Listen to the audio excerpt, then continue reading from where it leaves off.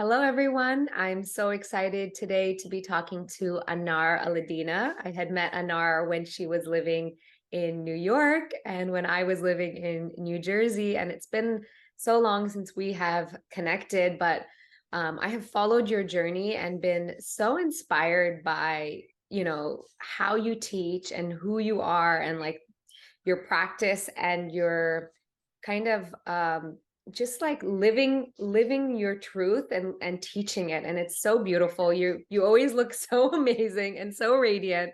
Anar is a registered dietitian who specializes in helping people struggling with insulin resistance. She works with clients in her virtual practice to reverse prediabetes and better manage symptoms of PCOS and type 2 diabetes. She does so by helping clients balance their blood sugar, boost energy, improve mood, and decrease cravings without giving up their favorite foods and following a very restrictive diet. So, like, Anar, you are incredible. Oh gosh, I know thanks. that I've been on my health journey and I've gone through so many different like experiments, but I feel like you have just kind of like stayed course and like known, because you studied like all of the science behind nutrition. And I feel like that has kind of informed the way that you have approached nutrition. And so I know that right now there's a lot of discussion in blood sugar levels in the health space. And my first question is just like, how come blood sugar levels are so important? Yes, no, this is a great question. And I'm realizing that too, that so many people are now, or maybe it's just because I'm in that space, are talking a lot about blood sugars. Because really our blood sugars are a reflection of our energy levels. It is, how we feel, even how we think, because our brain, the primary kind of energy source is glucose. So it runs a lot on glucose, so how we think, how we feel, different phases of life. So for example, like in periods of growth. So when children are going to adolescence or when entering pregnancy, we tend to become more insulin resistant. So it's just blood sugars are so important. And even for, I have kids and I've noticed, depending on what they have for breakfast, sometimes it really impacts their focus and their energy as well. And a few years ago, I started working at a diabetes clinic, and that's where I was just like, wow, this is so fascinating because there is no cure for diabetes. It's all about our lifestyle and our diet. Okay. So making those changes, you can see firsthand the choices that we make can have such a huge impact. Right. So, I'm not against medications. They definitely have a role, but it shouldn't just be your only source. You really need to take a look at your lifestyle as well as your diet. And then I also learned, certain ethnic groups are predisposed to having type 2 diabetes. So, being South Asians are at the highest risk for developing, cardiovascular and type 2 diabetes. So it was just really fascinating being in that space, obviously knowing that there's no cure for it yet. And the medications like keep changing, they keep evolving. It's like an area that there's so much science and learning still. So I work with people primarily who are in the pre-diabetes phase, people who have, or women who have polycystic ovarian syndrome, which can be a result of insulin resistance. So that's kind of where my passion is. And I love, teaching people about, making those sustainable changes by really looking at our blood sugars. Awesome. So I know that there is certain foods and certain combinations. I think it's really what I've seen from what you're teaching is like it's really about combining food correctly. Like it's okay to have sugars in your diet, but it needs to be combined with healthy fats and healthy proteins. Can you speak a little bit about that? And I've also seen a little bit about like vinegar and adding vinegar into our food and the vinegar's role in like spiking blood sugar and in preventing a spike in blood sugar levels. Can you speak a little bit to that? Yeah, absolutely. And you're absolutely correct, right? So if you are watching your blood sugars, it doesn't mean you've got to cut out carbohydrates completely. You just want to be strategic. So carbohydrates, come from our grains, our breads. It's also found in dairy, such as milk and in yogurt, as well as in fruit juices, as well as our snack food. So anything that has a wrapper or comes out of a box typically will have some carbohydrates in it. And it's not that we don't want to have these foods at all. That's not the case. You want to be strategic with it. So you want to make sure when you're having these carbs that they're paired with protein or healthy fat because they don't have any carbohydrates in them. So when you combine a food that has no carbohydrate but has protein, which is like really filling with your carbohydrate, it's just a really good balanced way of eating. It keeps your blood sugar stable. So for example, like having a slice of toast with some egg or avocado, again, that carbohydrate is, matched with some protein and healthy fat, and it's just going to help keep those blood sugars stable. So when we ingest protein takes really long for our body to break down, which is great because that means it keeps us full for a really long time. Same with healthy fats, right? They keep us full for longer because they are more calorie dense. So when you combine that with a carbohydrate that's quickly digested, it just makes things a lot more stable. Very And interesting. yeah, and then your point about vinegar.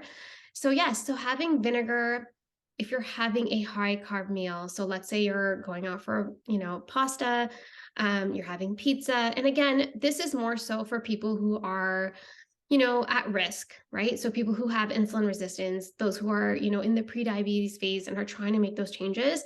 So studies have shown that having some vinegar, so like about a tablespoon in like 8 ounces of water, having that right before you have your meal, so I'm talking about 10-15 minutes, can really slow down the way carbs are released into our bloodstream. So it gives our body a little bit more time to shuttle those blood sugars into our cells. So it slows down that rate of digestion, which means that there's less of a blood sugar spike with that meal.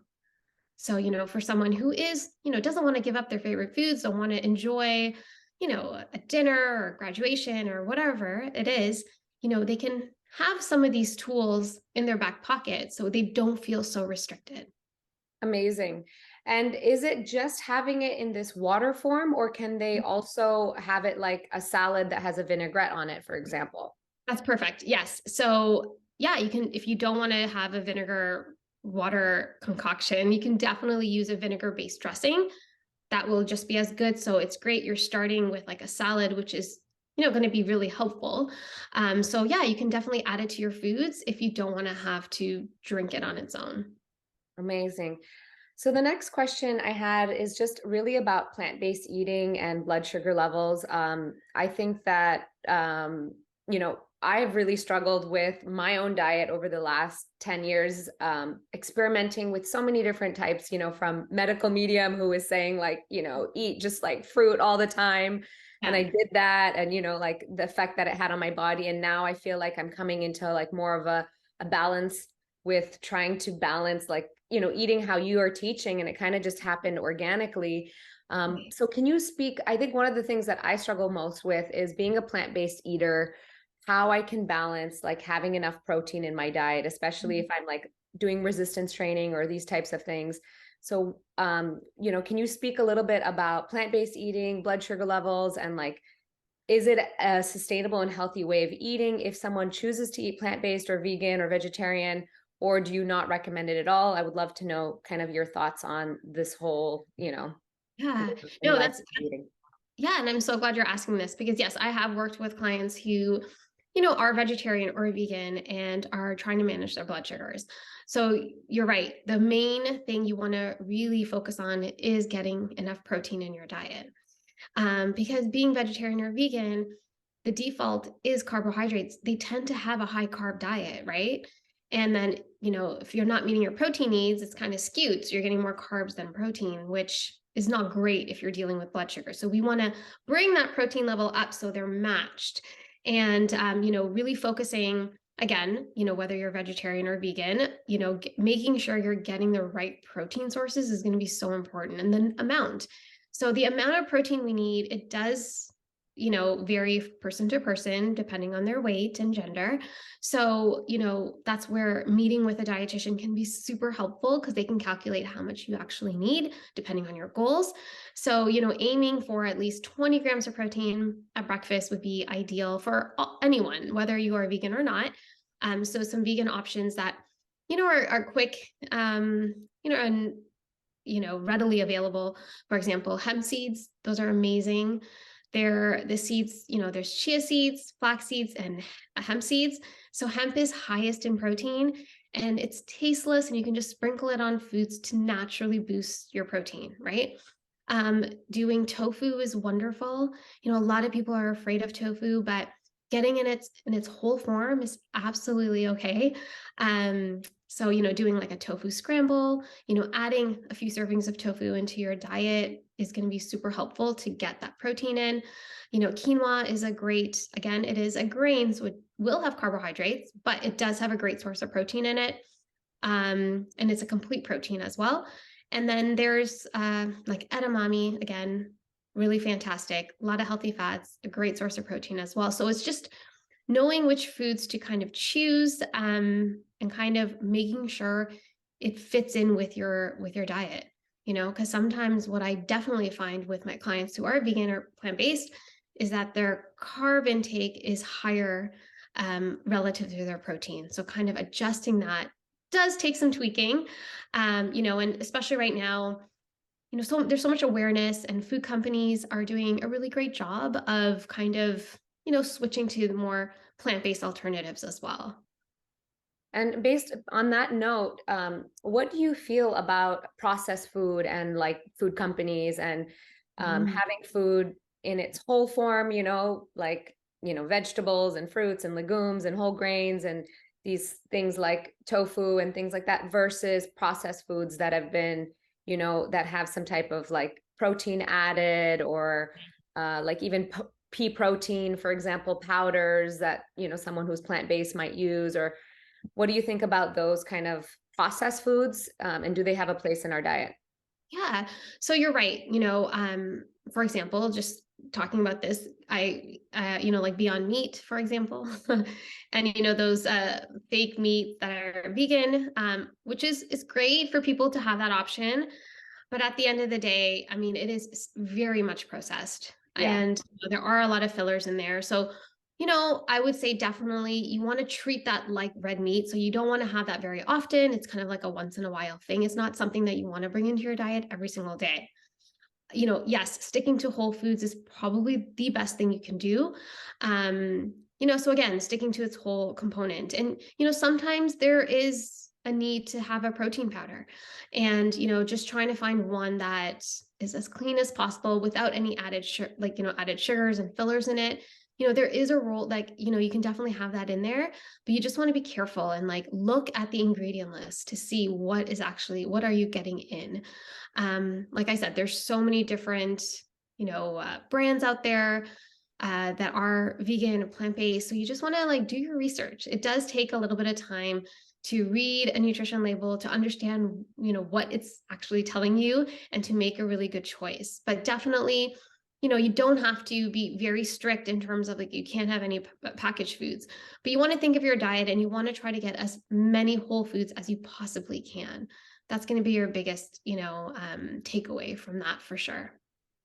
Speaking of whole foods, I know you mentioned gut health and the relationship between gut health and having like a really big diversity of food.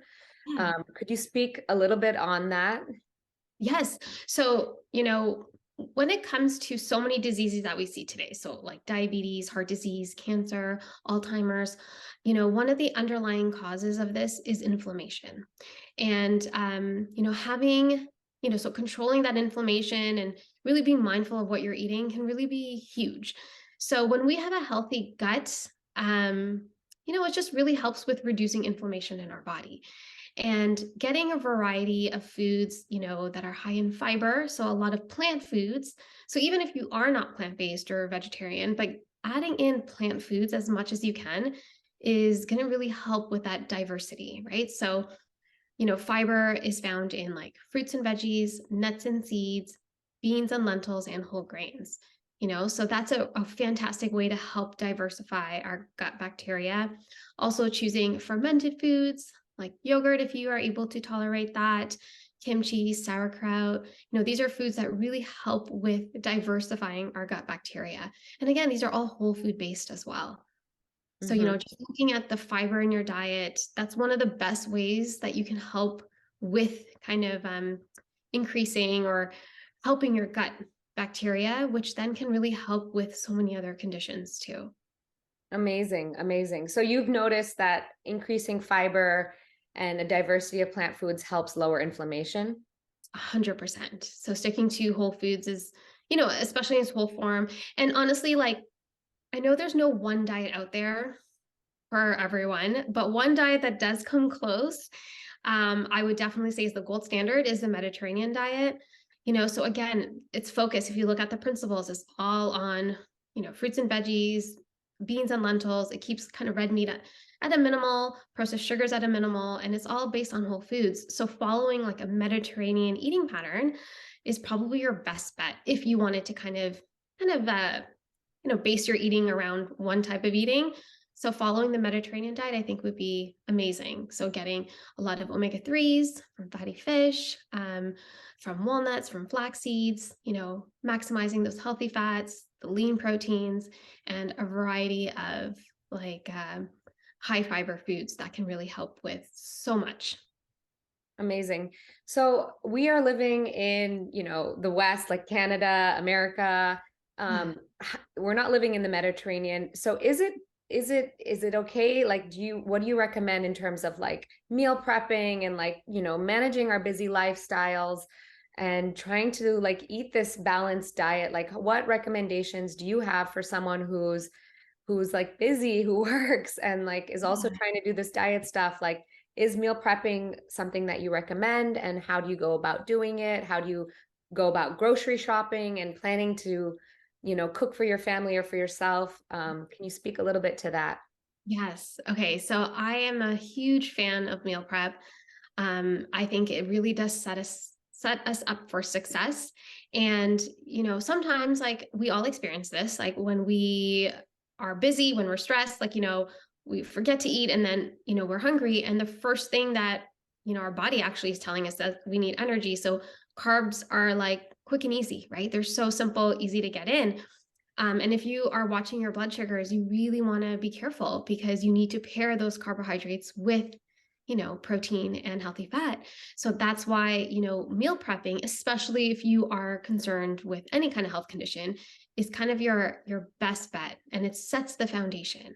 And a lot of people get a bit stressed about meal planning, but it really can be as simple as you want it to be.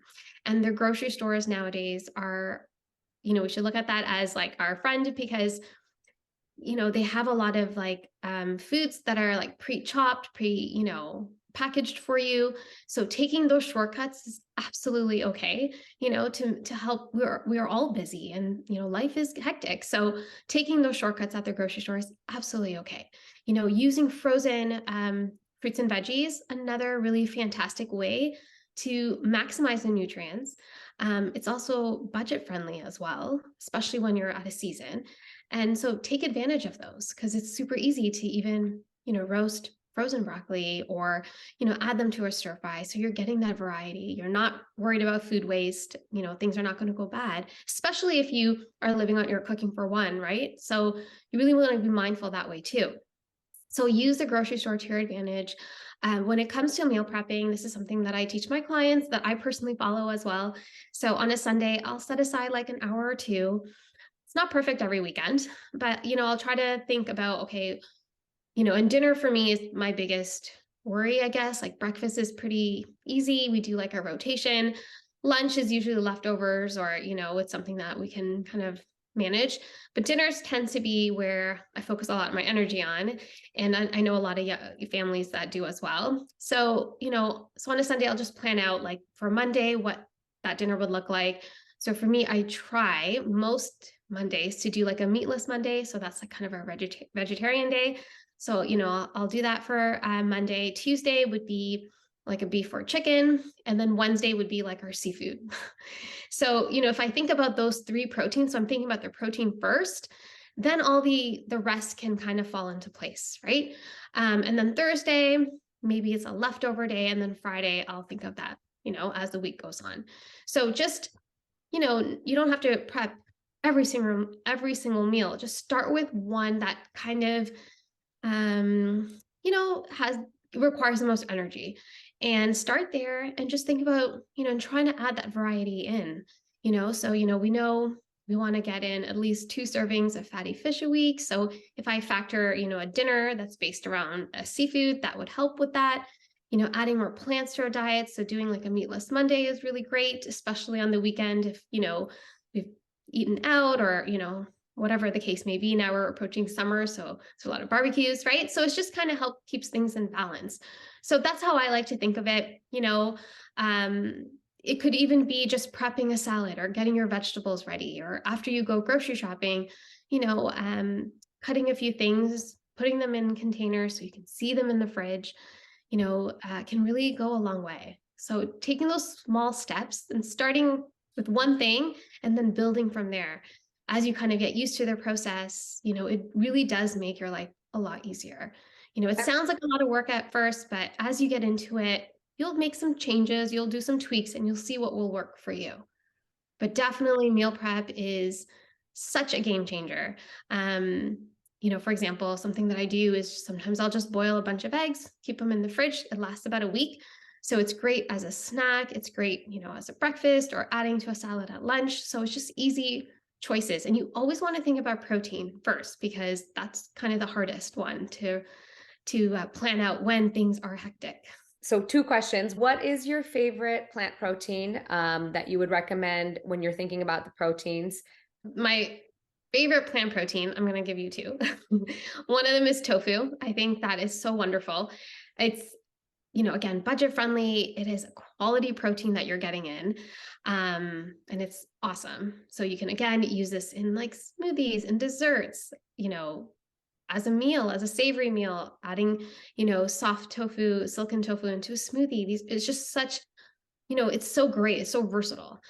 So definitely tofu would be my number one. The second one, which I mentioned earlier, would be hemp seeds, because I think that's just a great way to kind of help boost any kind of meal that you're having. And it's easy. So even if you're doing a smoothie, adding in hemp hearts can really boost the protein up. Adding it to toast, adding it to cooked foods as well, to baked goods, energy balls. It's, again, quick and easy and incredibly nutrient dense too. So those are my 2 favorite plant proteins. And then the second question I had is, what is the breakdown of the plate that you would recommend? I know you talk a lot about that in your Instagram, but can you share a little bit about that now? Yes. So when you have your plate, and this doesn't require any measuring or weighing your food. You just want to eyeball it, and you can use your hands as a great measure because they're proportionate to our body, right? So at your meals, so let's say dinner, for example. So you want 2 handfuls of vegetables, which is around 2 cups. You want a palm full of protein. It's like kind of the minimal that you want to go for, and a fistful of carbohydrates. So whether it's rice, pasta, potatoes, that's kind of, if you use that as a guide. So whether you are eating at home, eating at a family's place or at a restaurant, it's just be so easy for you to kind of use that as a guide to help balance your plate out. Amazing. Yeah. So what are your thoughts on all these like trendy diets, like ketosis, like the keto diet, or the high carb and low carb diets? Like, do they have a place? And I know that people, like, I've seen people who are like, I did keto and I lost 70 pounds. And like, I literally met someone the other day who said that. Like, are these healthy? Are they sustainable? Or are they like short fixes to, like, I don't know. What are your thoughts on these trending diets? Absolutely. So keto in general, it's so incredibly restrictive. Okay. And I have met a few people on it who have been incredibly successful. And the reason why they've been successful is because they've made it into a lifestyle. Like that's something that they've just adopted. So whatever you choose, whatever method you want to follow, as long as you can do that for a long period of time, like I'm talking about, like for your lifestyle, then it will work. But many people go on keto just to be like, I want to lose some weight. But when they do lose that weight and they go back to eating normally again, the weight's going to come back because it's such a hard diet to maintain. Another problem I have with keto is that it is a really high fat diet. And we haven't seen yet what the long-term consequences are with our cholesterol levels. So, having too much saturated fat, trans fats, it can be really difficult to manage cholesterol levels. Sometimes like if I work with a client, I'll see what their cholesterol level is before they try keto. And then, after, while they're doing keto, just to make sure that, it's not increasing significantly. And I have seen clients that, did try a keto diet and their cholesterol, their LDL cholesterol did increase, right? So we don't know the long-term studies of that yet. So, like I said, whatever diet you're following, you want to make sure you can do that long term. And keto is just so restrictive. And then also there's gender differences. Like, men are more successful at it than women are. Women don't, I don't know, like the person that you met, was it a female? Was it a male? She was a female. Oh, wow. Yeah. That's fantastic. Yeah, usually I hear more of the success stories are from males. And again, that has to go with our hormone health as well. We do require more carbohydrates for that reason. Men don't. They have an easier time with keto than women do. So that's also a big factor to consider. But again, I really do think it's restrictive. And, following a healthy lifestyle is your best bet. Mm-hmm. And even with like, I definitely agree with a low carb approach, managing our carbohydrate intake in relation to our protein. So I do, agree with that. But going too low like keto, I just don't think that's sustainable and healthy for especially women for our hormone health. And then even with a high carb, right? So if you are at risk for type 2 diabetes, you fall under a certain ethnic group, or there's diabetes in your family, you just really want to be careful with that approach too. Mm-hmm.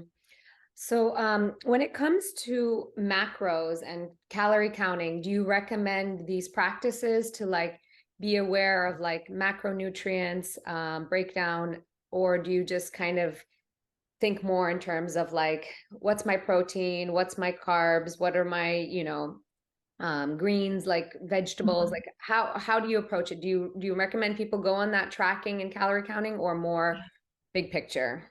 Yeah, no, that's a really good question.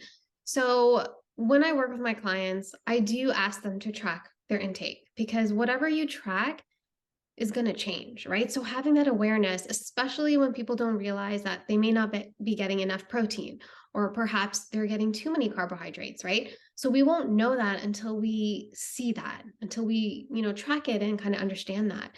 So I really like to focus on the macronutrients. I find that when we focus on that, the calories just really fall into place.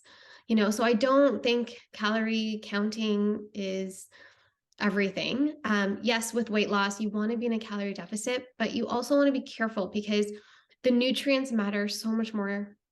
They carry so much more weight than the calories, right? You could be a very low calorie diet and not be getting any protein, for example, or enough fat in your diet, and that can have havoc on your overall health. So really focusing on, having balanced carbohydrates throughout the day, spacing that out, making sure you're getting enough protein. And so calculating that for my clients, breaking that down again, you want to make sure you're not just saving your protein for your last meal of the day, which many people tend to do. You really want to start your day with protein, because that really helps regulate our appetite, and it helps, with focus. It helps with sugar cravings. There's so many benefits of, equally spacing out your protein intake. And then even with our fat intake too, really making sure we're getting quality plant fats whenever we can. And also fiber. That's another nutrient that I have my clients track, because, the goal is to reach around 30 grams of fiber. And this is so important for cholesterol management, with blood sugar, with gut health, and even with weight loss too.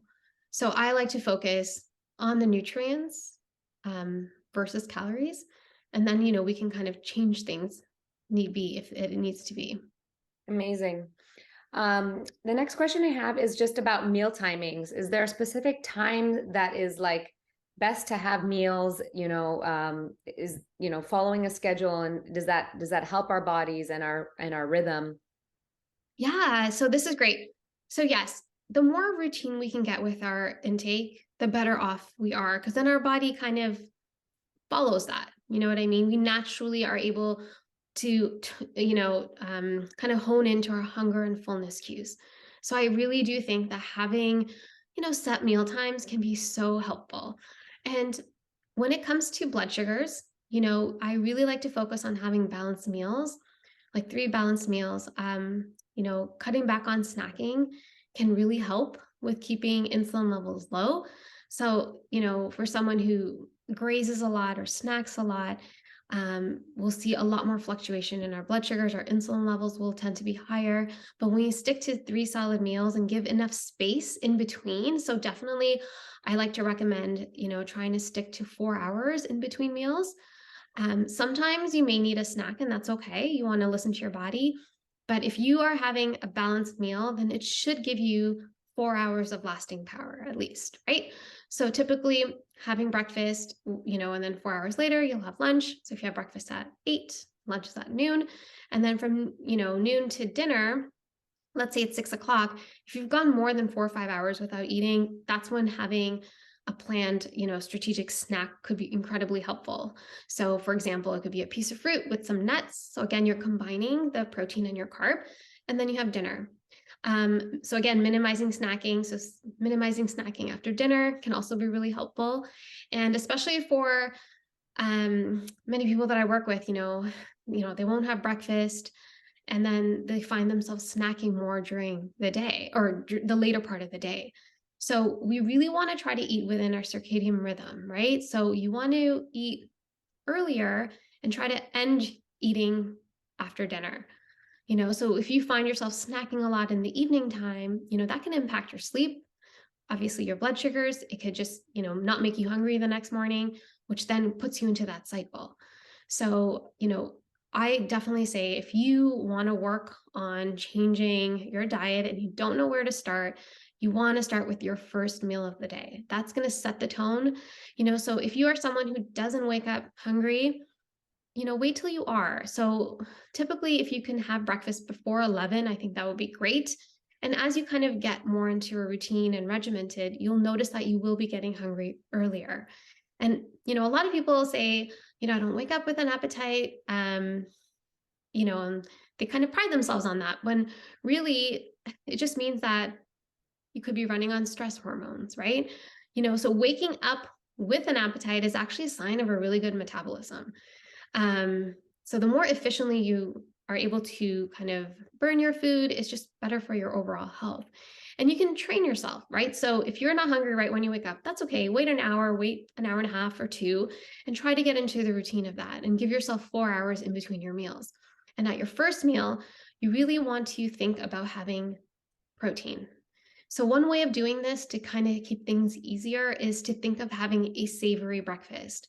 That typically means it's lower in sugar and high in protein, right? So when we have a savory breakfast, for example, it could be an omelet, it could be avocado toast, it could be smoked salmon, cottage cheese. When we have these savory foods at our first meal, it really helps with cutting our cravings. And we don't go on that blood sugar roller coaster. It really stabilizes us. So if you're looking for a place to start to get a better handle on your blood sugar, if you're someone who is living with PCOS or prediabetes, really focus on that first meal and try to make that count.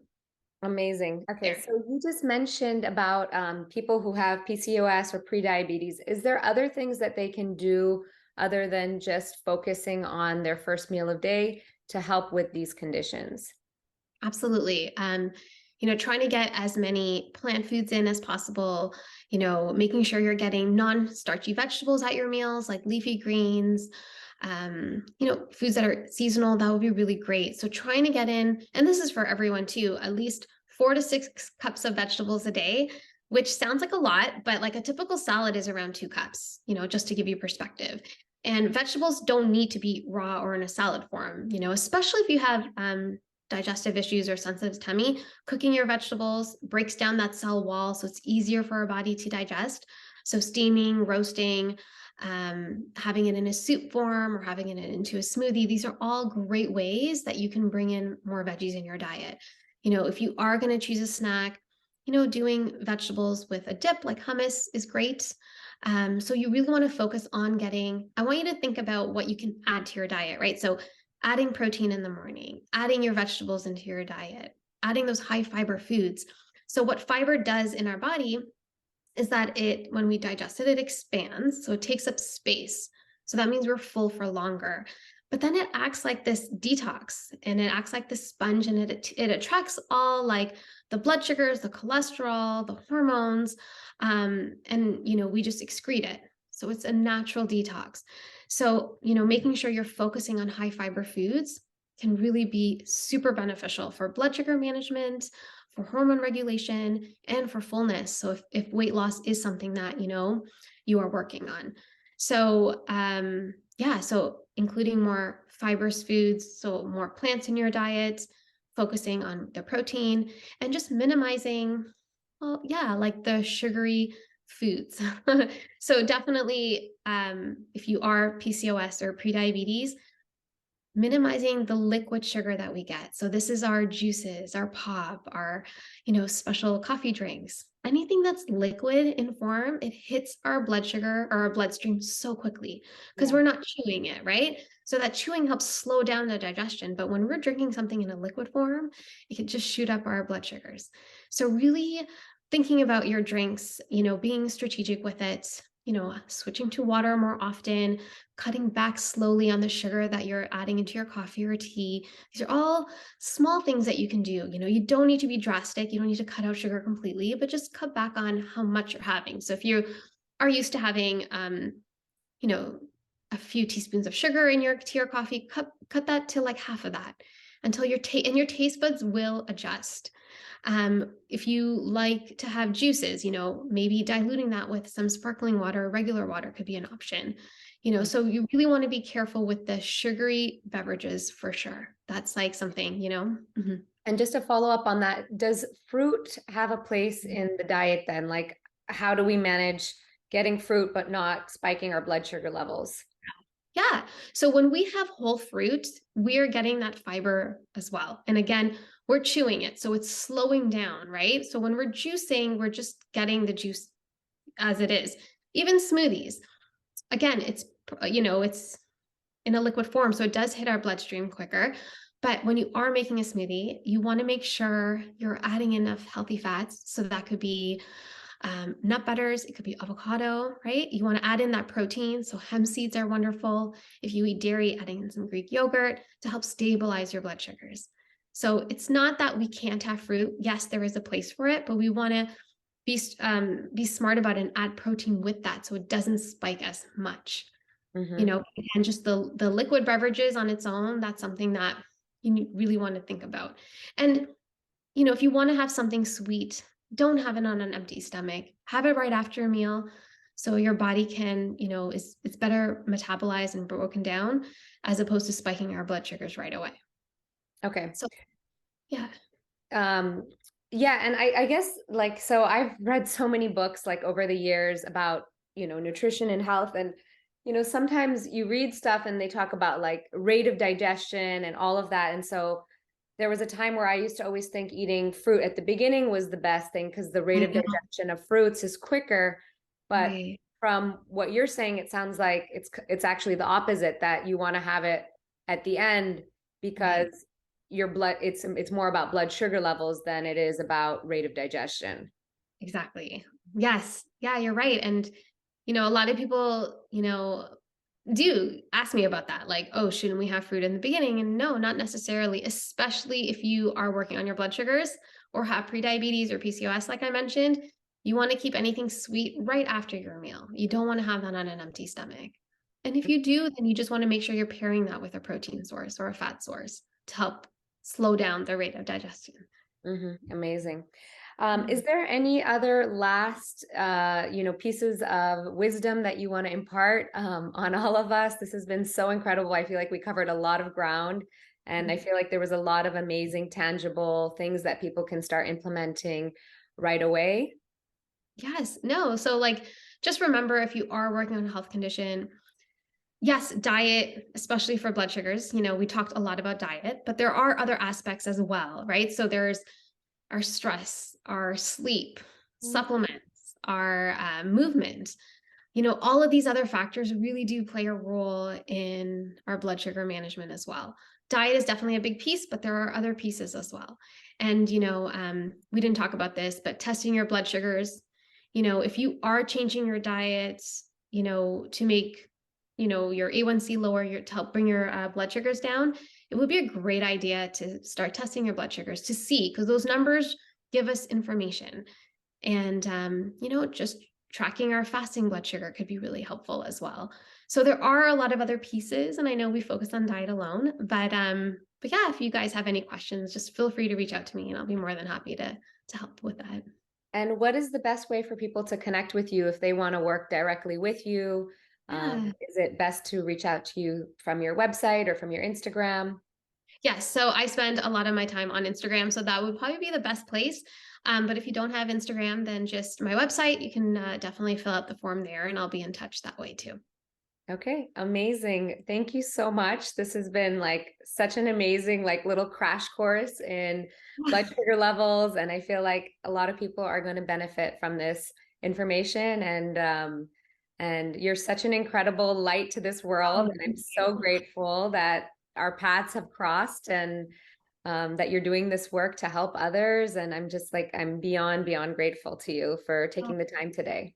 yes. No, thank you so much for having me. It was so nice to talk. I love teaching. I love talking about blood sugar. So this is great. Awesome. Thank you, Anar. You're so welcome.